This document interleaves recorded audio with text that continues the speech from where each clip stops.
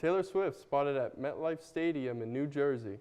An emotional support alligator was denied from a Phillies game, and many video game actors are contemplating going on strike. All this and more on this week's episode of HawkTV News.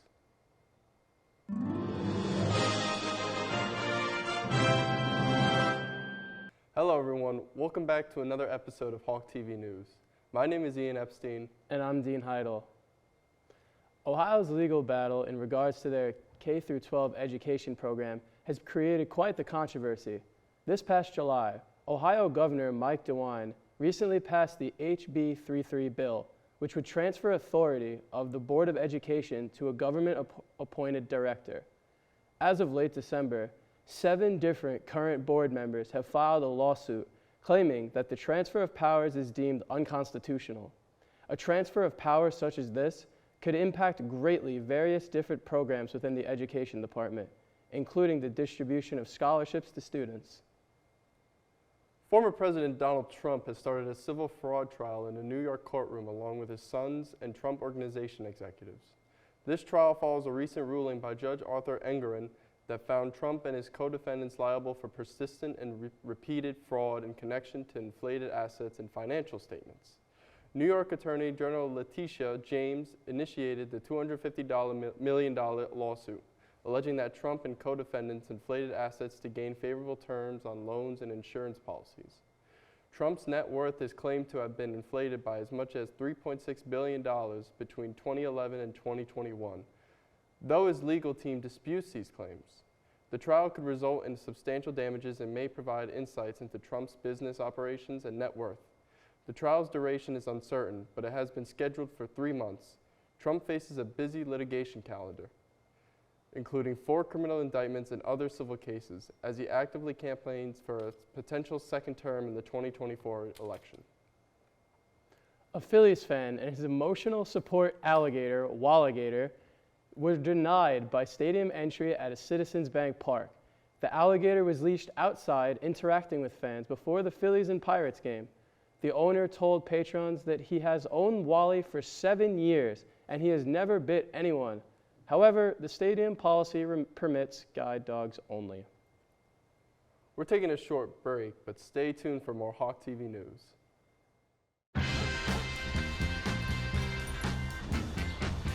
When we adopt a shelter pet, we discover they're a unique mix of all kinds of things. Come on, Jules, spot on this last one.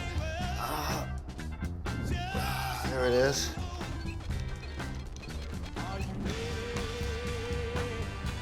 Keep going with it. Leo. They're a little bit of a lot of things, but they're all pure love. Alongside the Hollywood actor strikes, video game actors are additionally contemplating going on strike due to failures in contract negotiations. Since November of 2022, the contracts of video game actors have been officially expired within nearly a year of failed negotiations following suit of the situation. On September 25, 2023, the SAG-AFTRA officially announced that over 98% of its members have voted in favor of the strike.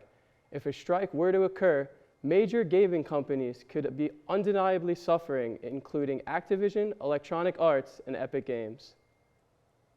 California Senator Dianne Feinstein, who served in the Senate for 3 decades, will lie in state at San Francisco City Hall ahead of her funeral services.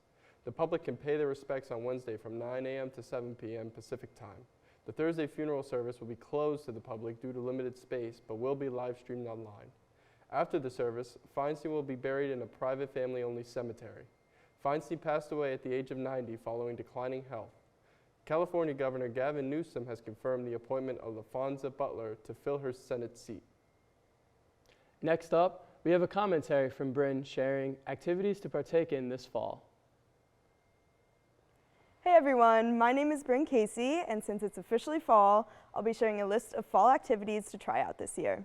First, farmers markets are a great way to get local produce and take advantage of the season.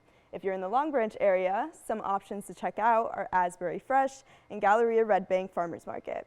You can pick up ingredients to make fall-inspired foods there, which is personally one of my favorite things about autumn. You could try a new recipe like pumpkin ravioli, pumpkin bread, or whatever suits your taste. Another great thing about fall is the weather, of course, so having a bonfire with friends and making fall-inspired cocktails, drinks, and s'mores is a great way to enjoy the fresh air.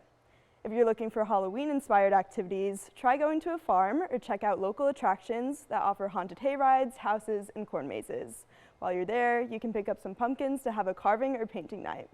Whether you prefer being outside, spending cozy nights in, or a bit of both, there are so many different activities to try this fall. Thanks, Bryn. In wake of the Paris 2024 Summer Olympic Games, the capital of France is currently ridden with bedbugs from top to bottom. Beginning near hotels and rental apartments, the bedbugs have since spread all across Paris, even taking over metro trains. Parisinians have been told to alert authorities immediately if encountering these bugs. Taylor Swift was spotted at MetLife Stadium in New Jersey, cheering on tight end Travis Kelce and the Kansas City Chiefs as they played against the New York Jets. She was accompanied by Blake Lively, Ryan Reynolds, Sophie Turner, Sean Levy, Hugh Jackman, Paul Rudd, and Jeremy Strong the GOAT. Swift's presence at the game has led to a surge in ticket prices and increased sales of Kelce's jerseys. The game had high TV ratings, particularly among female demographics. The Chiefs won with a final score of 23-20.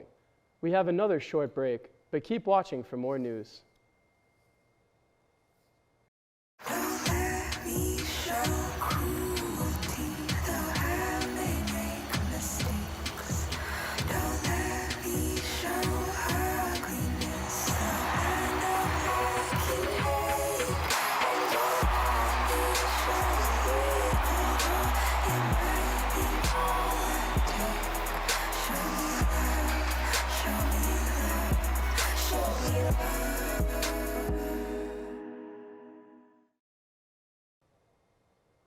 We're handing things off to Mairead to give you an update on Monmouth sports.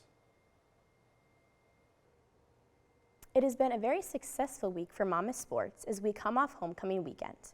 Football faced Lehigh for their homecoming game on Saturday, September 30th and walked away victorious in a dominating final score of 49-7.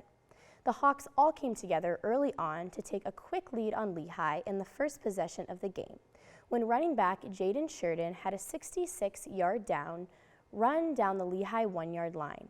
3 plays later, Son Nateau scored the first touchdown of the day.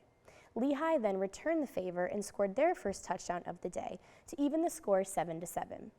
The Hawks held Lehigh the rest of the game and had 6 more touchdowns with 4 different scorers: Dymere Miller, Deuce Lee, Dre Tucker, and Gavin Nelson, while Son Nateau scored his second touchdown. Women's soccer faced Drexel Sunday, October 1st, and won 1-0 in a very even matchup. Both goalkeepers were tested, Monmouth with 18 shots, 10 of them on goal, and Drexel with 15 shots and 9 of them on goal. While both teams had great opportunities, Monmouth took the lead when freshman forward Lauren Garrett brought the ball up the sideline and passed it into middle fielder Julia Evernham, who was ready at the goalpost to put the ball in the back of the net and lead Monmouth to victory. Men's soccer went up against Charleston and defeated them thanks to Ben Zakowski's PK and Chris Morandi's first goal of the season. The Cougars were called for a handball early on in the game, which allowed Ben Zakowski a penalty kick that got past the Charleston goalie and put Monmouth up 1-0. Chris Morandi added the second goal for the Hawks, which was his first goal of the season. Charleston aimed to make a comeback towards the end of the game and were successful in 1 goal, but Monmouth stayed on top, winning by 1. Thanks, Mairead. That's all for this week's episode of HawkTV News. I'm Ian Epstein. And I'm Dean Heidel. Thanks for tuning in. Have a great night, everyone.